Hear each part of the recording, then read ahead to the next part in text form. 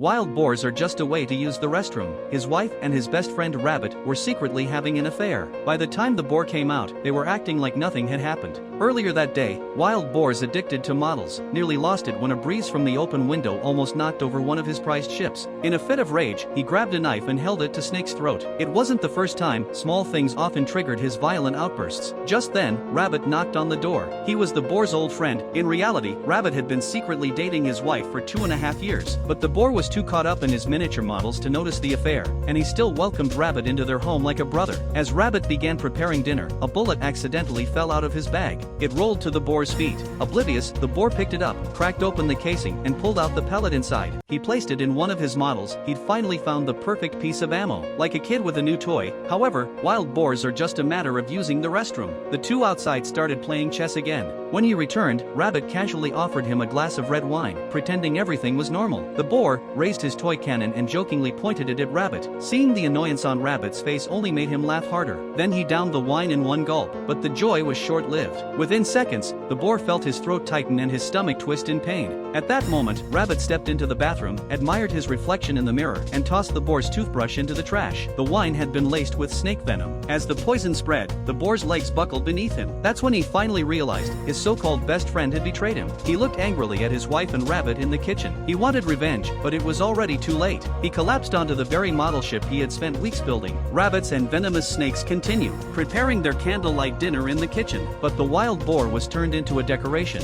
placed in the most prominent place at home. Let him constantly observe the happy lives of rabbits and venomous snakes.